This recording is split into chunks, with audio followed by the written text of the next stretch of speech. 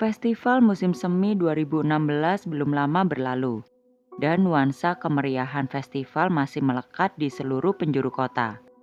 Namun di suatu pagi musim semi yang dingin, seorang petugas yang bekerja untuk membersihkan kota menemukan sebuah benda yang terlihat seperti mannequin tergeletak di bawah pohon. Si petugas itu pun melakukan tugasnya. Ia menyeret mannequin tersebut untuk dibuang ke tempat sampah. Namun ia merasa ada yang aneh. Mannequin itu sangat berat dan ketika ia menoleh ke belakang, ia melihat mannequin itu mengeluarkan banyak darah. Ia pun terkejut dan kemudian menelpon polisi. Menurut informasi yang didapat polisi, jenazah itu bernama Zhao Yang, 34 tahun. Ia merupakan seorang perawat dan tinggal tak jauh dari lokasi ditemukannya jenazah. Polisi kemudian menyambangi rumah Zhao, namun tidak ditemukan seorang pun di rumah tersebut. Polisi akhirnya menanyakan keberadaan suami Zhao yang kala itu masih di tempatnya bekerja. Suami Zhao diketahui bernama Wu Ruan. Wu Ruan dihubungi oleh pihak polisi untuk memberitahukan bahwa Zhao istrinya telah meninggal. Ia seakan disambar petir di siang bolong. Ia begitu terpukul hingga polisi harus menunggunya tenang untuk bergegas mengidentifikasi jenazah. Wuruan yang telah tiba pun menyatakan bahwa jenazah tersebut memang istrinya Zhao. Di saat ini, Wuruan kembali menangis histeris. Ia seakan tidak percaya bahwa Zhao telah meninggal. Karena sebelum ia berangkat bekerja, ia masih bisa berpamitan dengan sang istri. Polisi pun membawa jenazah dan Wuruan ke kantor polisi. Di kantor polisi, Wuruan memberikan keterangannya sambil menunggu pihak forensik bekerja untuk dapat mengetahui penyebab kematian Zhao. Setelah identifikasi, pihak forensik menyimpulkan bahwa Zhao telah ditikam beberapa kali di bagian perut dan dada, sehingga menyebabkan pecahnya arteri perut dan arteri vena inferior. Hal ini menyebabkan pendarahan hebat yang berujung kematian. Di satu sisi, polisi yang telah menginterview Wuruan tidak menemukan ada yang janggal dari alibi yang diberikan oleh Wuruan. Oleh karena itu, polisi pun membiarkan Wuruan untuk mengambil jenazah Zhao untuk melakukan prosesi pemakaman. Ketika hendak membawa jenazah Zhao, ibu Wuruan serta kedua orang tua Zhao pun telah tiba di kantor polisi. Orang tua Zhao begitu terpukul ketika melihat jenazah sang putri. Namun anehnya, ibu Wuruan terlihat oleh salah satu polisi tersenyum tipis dan terlihat tidak menunjukkan kesedihan apapun. Pada dasarnya seperti yang diketahui, tiap orang menunjukkan rasa sedihnya dengan cara yang berbeda-beda. Namun tersenyum dengan sembunyi-sembunyi di saat semua orang menangis tentunya merupakan pemandangan yang cukup janggal bagi polisi. Polisi kemudian mencoba melihat kamera CCTV di daerah tersebut dan menemukan hal yang ganjil. Dalam tangkapan kamera CCTV, polisi melihat bahwa ibu Wuruan, yakni Zhang Lanzi, bersama dengan seorang laki-laki mengunjungi daerah tempat tinggal Zhao dini hari sebelum kematiannya. Di tangkapan kamera CCTV, polisi tidak melihat Lanzi melakukan apapun terhadap Zhao. Namun hal ini cukup membuat polisi percaya bahwa mungkin Lanzi mengetahui sesuatu, apalagi mengingat sikap Lanzi di kantor polisi.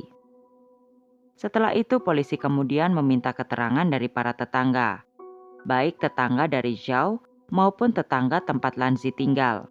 Para tetangga menceritakan hal yang sama. Menurut mereka hubungan Zhao dan Lanzi sangat buruk, terutama sikap Lanzi kepada Zhao. Dengan mengantongi barang bukti tersebut, polisi kemudian meminta Lanzi untuk datang ke kantor polisi guna memberikan keterangannya. Polisi membeberkan temuan yang mereka dapat kepada Lanzi dan meminta klarifikasinya. Namun tak butuh waktu lama sampai akhirnya Lanzi menceritakan semuanya.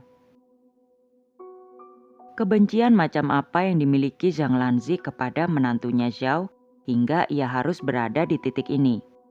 Ternyata semua bermula puluhan tahun yang lalu. Zhang Lanzi lahir di keluarga yang sangat miskin. Saking miskinnya, orang tua Lanzi harus rela memberikannya kepada kerabat dekat karena tidak mampu menghidupi Lanzi yang saat itu masih balita. Beruntungnya orang tua angkat Lanzi ini merupakan keluarga yang baik. Mereka merawat dan mengasuh Lanzi dengan penuh kasih sayang dan perhatian. Mereka memperlakukan Lanzi selayaknya anak kandung mereka sendiri, karena diketahui orang tua angkat Lanzi tidak bisa memiliki keturunan mereka sendiri. Di saat masa pertumbuhannya, Lanzi hidup dengan penuh kasih sayang dan kondisi ekonomi yang stabil. Ia pun tidak banyak mengalami kesulitan yang berarti. Namun nampaknya bayang-bayang ditinggalkan oleh orang tua kandungnya masih membekas di hati Lanzi.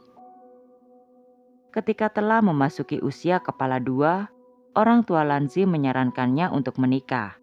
Mereka kemudian meminta bantuan Mak Comblang yang akhirnya memperkenalkan Lanzi kepada Wu Jiali.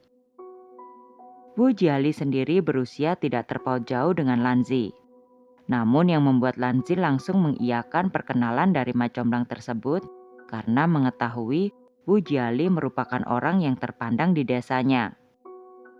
Wu Jiali berasal dari keluarga kaya raya dan juga saat itu di usianya yang masih muda, ia telah memiliki bisnis sendiri. Orang tua Lanzi awalnya mencoba memperingatkan Lanzi perihal Wu Jiali karena Wu Jiali sendiri memiliki reputasi yang buruk. Namun rupanya Lanzi sudah kadung kepincut dengan pesona Wu Jiali dan ia tetap ingin menikah dengannya. Tak lama setelah perkenalan tersebut, keduanya pun segera menikah. Kondisi awal pernikahan Wu Jiali dan Lanzi sangat bahagia. Dan kebahagiaan itu pun semakin lengkap ketika Lanzi melahirkan seorang putra yang diberi nama Wu Ruan. Kelahiran Wu Ruan menjadikan hubungan Lanzi dan Wu Jiali semakin dekat. Namun rupanya hal itu tidak berlangsung lama. Suatu hari Lanzi melihat Wu Jiali berpelukan dengan seorang wanita di pinggir jalan. Ia awalnya ingin mengkonfrontasi Wu Jiali, namun ia mengurungkan niatnya ketika melihat putra yang sedang digendongnya. Dan terutama saat ini bisnis Wu Jiali sedang berkembang. Ia pun hidup berkecukupan. Apalagi ia kini tidak memiliki penghasilan sendiri. Oleh karena beberapa faktor itu, ia memilih untuk tidak menimbulkan keributan. Hubungan Lanzi dan Wu Jiali semakin dingin. Ia tidak tahu berapa banyak wanita yang kini tengah bersama suaminya di belakangnya. Ia tidak bisa membohongi hatinya bahwa ia sangat kecewa. Namun ia tidak dapat mengutarakannya. Karena lelah, ia pun kini memfokuskan hidupnya hanya untuk merawat putra semata wayangnya, Wu Ruan. Ia sangat menghindari kontak fisik dengan Wu Jian. Oleh karena itu, tiap malam ia selalu tidur bersama Wu Ruan.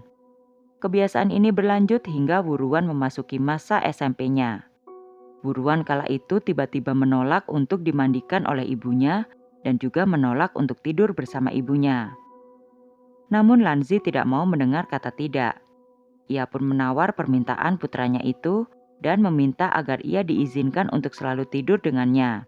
Namun ia memperbolehkan Wu Ruan untuk mandi seorang diri. Selain memperlakukan Wu Ruan sebagai anak kesayangannya, Lanzi juga menjadikan Wu Ruan sebagai alat balas dendamnya kepada suaminya. Semenjak ia mengetahui perselingkuhan Wu Jiali, Lanzi tidak mengizinkan Wu Jiali dekat dengan Wu Ruan. Bahkan hanya sekedar ingin memeluk putranya saja, Wu Jiali harus meminta izin kepada Lanzi. Dan sebagian besar permintaan Wu Jiali tersebut akan ditolak oleh Lanzi. Pertengkaran perihal Wu Jiali yang ingin dekat dengan putranya pun tidak hanya sampai di situ. Suatu hari, Lanzi pulang dari berbelanja. Ia melihat Wu Ruan dan Wu Jian kembali dari taman bermain di dekat rumah. Kala itu Lanzi meninggalkan putranya yang sedang tidur. Namun ketika ia kembali ke rumah, ia melihat Wu Jian dan Wu Ruan bergandengan tangan selayaknya seorang anak dan ayah. Hal itu tentu saja membuat Lanzi begitu murka.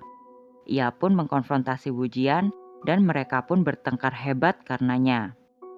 Para tetangga pun hingga keluar dari rumah mereka untuk menenangkan Lanzi yang saat itu tengah mengamuk kepada Wu Jian. Karena kejadian ini, Lanzi akan mengikuti semua pergerakan putranya. Bahkan ketika Wuruan harus membuang sampah di depan rumah, Lanzi akan mengikuti di belakangnya. Perselingkuhan memang merupakan tindakan yang sangat salah. Namun tidak membiarkan seorang ayah untuk bisa menghabiskan waktu dengan putranya juga merupakan tindakan yang manipulatif dan egois.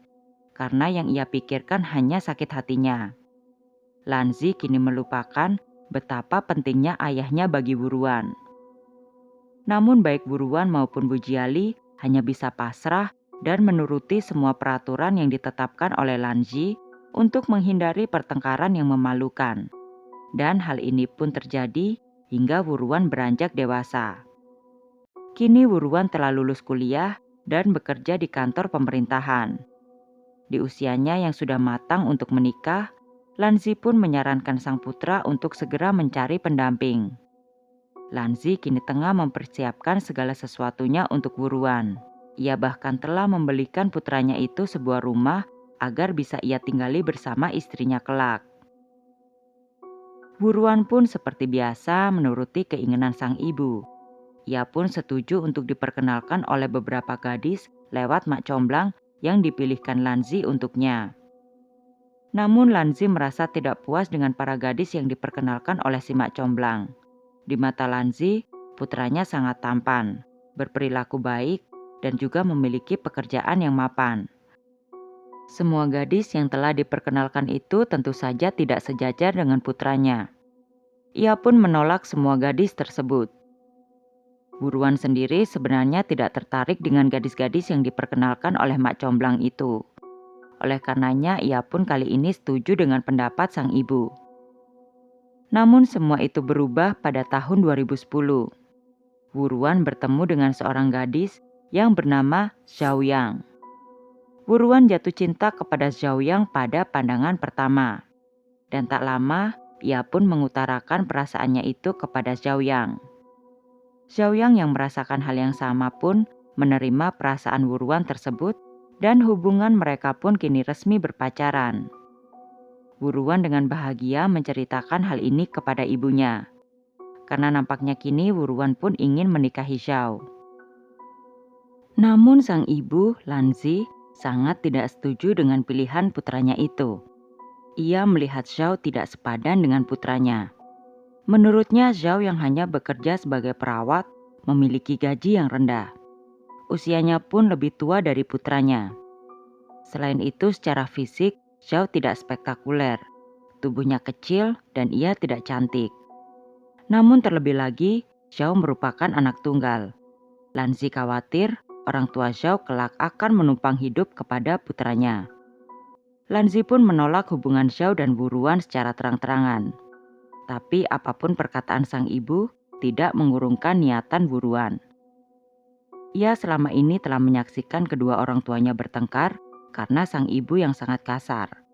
Oleh karena itu, kini ia ingin memiliki seorang pendamping yang lemah lembut yang tentunya sangat berbeda dari sang ibu, agar rumah tangganya kelak dapat dilaluinya dengan damai.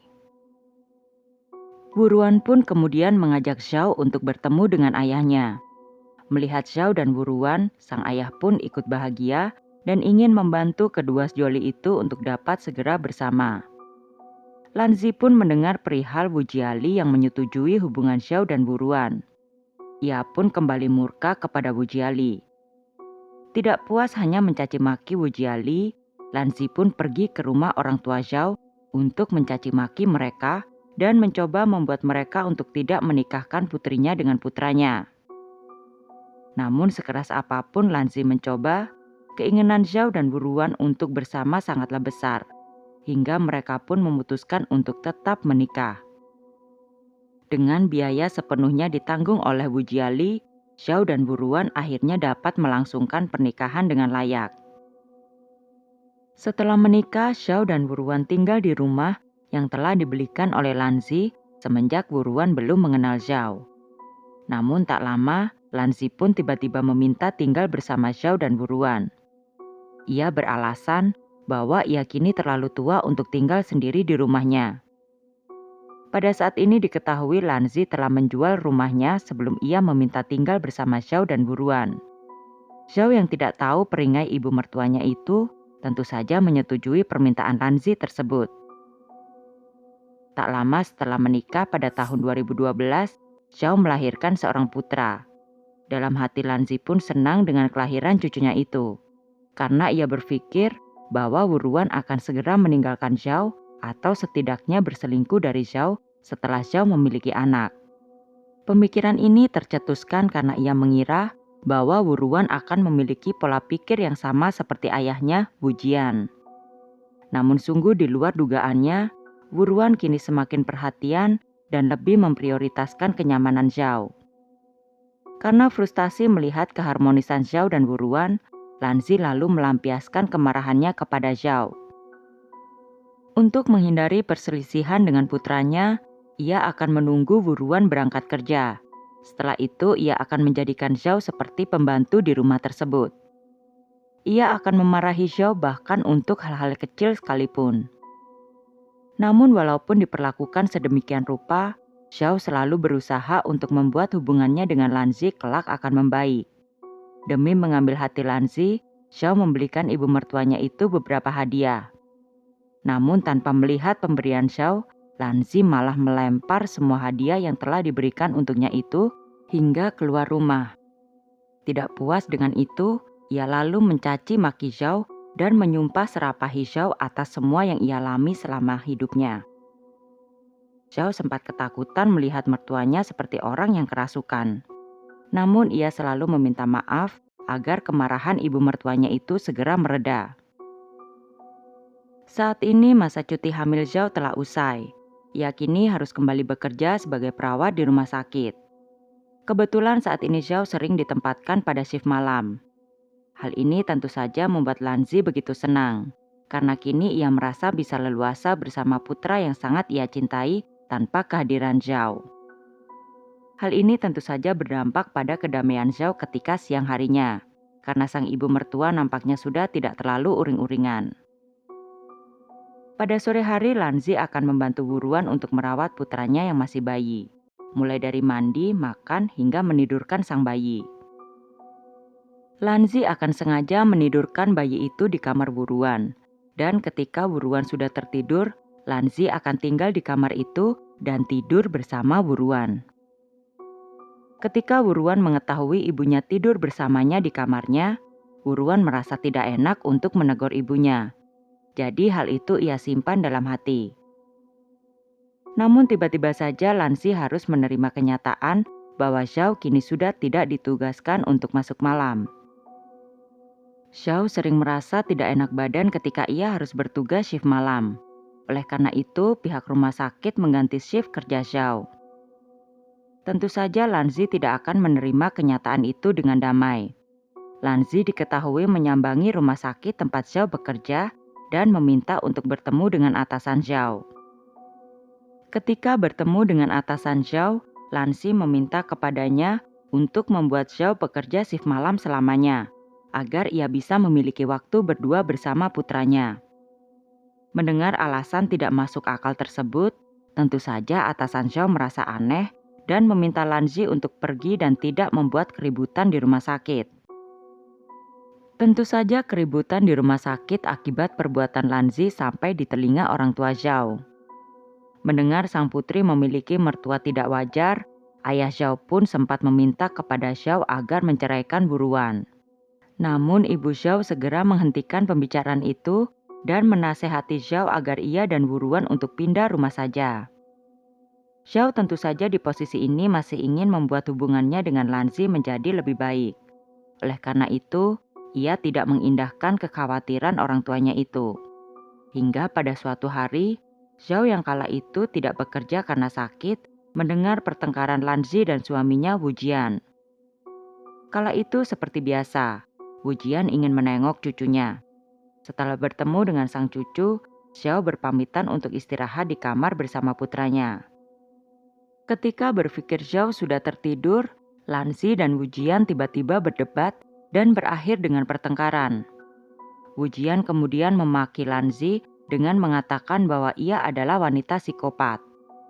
Dan dari sinilah Zhao mengetahui cerita perihal orang tua angkat Lanzi.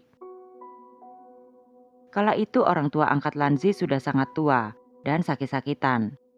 Karena ingin membalas budi, Lanzi pun akhirnya tinggal bersama orang tua angkatnya dan merawat mereka. Namun rupanya Lanzi mulai tidak sabar karena merawat orang tua yang sakit-sakitan.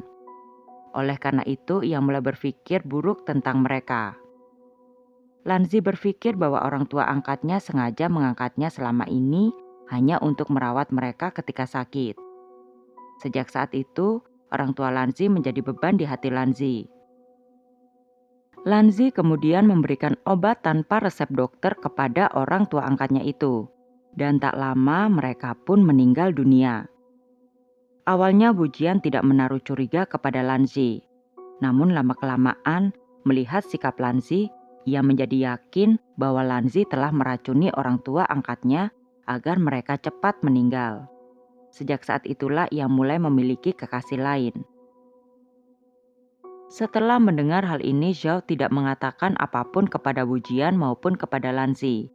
Ia pura-pura tidak tahu mengenai pertengkaran kedua mertuanya itu. Namun ia masih sangat ketakutan dan merasa tidak aman. Ia kemudian pergi ke rumah orang tuanya dan menceritakan hal itu kepada kedua orang tuanya. Namun ternyata kedua orang tua Zhao pun sudah mendengar rumor ini sejak lama. Namun mereka tidak berani mengatakan hal tersebut kepada Zhao karena takut Zhao akan mengurungkan niatnya menikahi Wuruan. Karena sejatinya tidak ada yang salah dengan Wuruan. Namun yang selalu bermasalah adalah si ibu Lanzi. Bahkan mereka pun menambahkan bahwa semua orang yang mengenal Lanzi memang mencurigai Lanzi telah membunuh kedua orang tua angkatnya. Namun mereka tidak berani menanyakannya secara langsung kepada Lanzi dan tidak melapor kepada polisi karena tidak ada bukti konkret. Zhao kini semakin takut akan keselamatannya dan bayinya. Oleh karena itu, ia kemudian mengajak Wuruan untuk pindah dari rumah tersebut. Melihat sang istri yang begitu tertekan, Wuruan pun akhirnya setuju untuk pindah rumah. Dan pada tahun 2015, Wuruan dan Zhao akhirnya resmi membeli rumah mereka sendiri. Ketika mendengar putranya telah membeli rumah dan akan segera pindah, Lanzi menangis histeris dan memohon kepada putranya untuk tidak meninggalkannya. Namun ketika hal itu tidak berhasil membuat Wuruan mengurungkan niatnya, ia lalu mencaci maki Zhao dan mengancam akan mengambil nyawanya sendiri jika ia masih tetap ngotot pindah. Karena hal itulah, Wuruan kemudian menunda kepindahannya. Namun setelah kejadian itu, Lanzi mulai gugup. Ketika berdua di rumah dengan Zhao, ia lalu memukuli Zhao dan menyumpahi Zhao agar segera mati. Mendengar ibu mertuanya mengatakan hal demikian dan memukulinya, Zhao lalu bersembunyi di rumah yang telah dibelinya dengan Wuruan. Jadi ketika Wuruan berangkat bekerja pada pagi hari, ia akan ikut keluar rumah bersama putranya. Zhao lalu menunggu waktunya bekerja di rumah barunya itu. Semua ia lakukan sebisa mungkin agar ia dapat menghindari hanya berdua dengan ibu mertuanya itu. Lalu pada suatu hari, Lanzi mendengar Zhao dan Wuruan bertengkar ketika ia baru saja tiba di rumah. Melihat pertengkaran itu, Lanzi mulai takut bahwa Zhao akan mengatakan rumor yang selama ini selalu disembunyikannya kepada putranya. Rumor yang menyatakan bahwa semua orang mencurigainya ia telah membunuh orang tua angkatnya. Selama beberapa hari ia terus memikirkan hal itu. Ditambah lagi, Wuruan pun kini menjadi agak dingin kepadanya. Hingga pada suatu hari seperti biasa, Lanzi mengobrol dengan para tetangganya akan ketidakpuasannya kepada sang menantu. Namun kali ini ia mengatakan bahwa jika ada seseorang yang mau membunuh menantunya itu, ia akan membayar mereka. Para tetangga pun tidak menganggap perkataan Lanzi itu merupakan hal yang serius. Namun tidak dengan Ping, yang kala itu tidak sengaja mendengar pembicaraan tersebut. Ping sendiri adalah seorang pengangguran yang memiliki hidup tidak tentu. Ia kemudian menunggu waktu yang tepat hingga akhirnya dapat berbicara berdua dengan Lanzi. Mereka pun akhirnya berbicara dan mencoba mencari cara untuk membunuh Zhao. Lanzi sendiri saat ini langsung membayar Ping sebesar 100.000 yuan atau sekitar 216 juta rupiah agar Ping segera menyusun rencana yang matang. Karena Ping sendiri tidak mau tangannya kotor, ia kemudian memperkenalkan Lanzi kepada Jiang Wo untuk membantu Ping melakukan pembunuhan. Lanzi lalu memberi Jiang Wo uang sebesar 50.000 yuan atau sekitar 108 juta rupiah. Namun tiba-tiba saja Lanzi merasa ragu untuk meneruskan rencananya itu, dan ia pun menundanya hingga tahun berikutnya. Pada awal tahun 2016, Zhao dan Buruan melakukan liburan dengan putra sematawayang mereka. Foto-foto liburan itu mereka bagikan lewat WeChat mereka. Melihat kedekatan dan kebahagiaan antara Zhao dan putranya tergambar jelas di foto-foto liburan itu, Lanzi merasa sangat marah.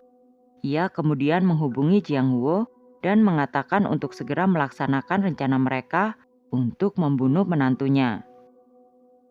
Sepulangnya Zhao dan Wuruan dari liburan, Lanzi kemudian memberitahu pasangan itu bahwa kini ia telah rela jika Zhao dan Wuruan pindah dari rumah. Dan di samping itu, amat disayangkan jika rumah yang mereka beli tidak segera mereka tinggali. Zhao pun berpikir mungkin saat ini mertuanya itu telah sadar, dan ia pun sangat bahagia. Hingga tak butuh waktu lama, mereka pun kini telah tinggal di rumah baru mereka. Dini hari pada tanggal 16 Februari, Lanzi membawa Jiang Wo ke apartemen baru Zhao dan Wuruan.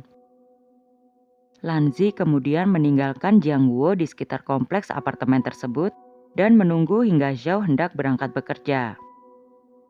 Sekitar pukul 6 pagi, Lanzi menelpon Zhao dan mengatakan ia membawa oleh-oleh untuknya dan meminta Zhao untuk turun ke bawah dan mengambilnya. Zhao tanpa perasaan curiga pun menuruti perintah mertuanya itu. Ketika Lanzi melihat Zhao hendak menghampirinya, ia mengatakan lewat telepon pada Jiang Wo bahwa inilah orangnya. Dengan sigap Jiang Wo lalu menyerang Zhao dan menikamnya hingga ia tewas. Setelah melakukan perbuatan keji tersebut, Jiang Wo melarikan diri. Sedangkan Lanzi kemudian pergi ke apartemen Zhao dan mengajak putra Zhao untuk berjalan-jalan mencari jajanan pagi.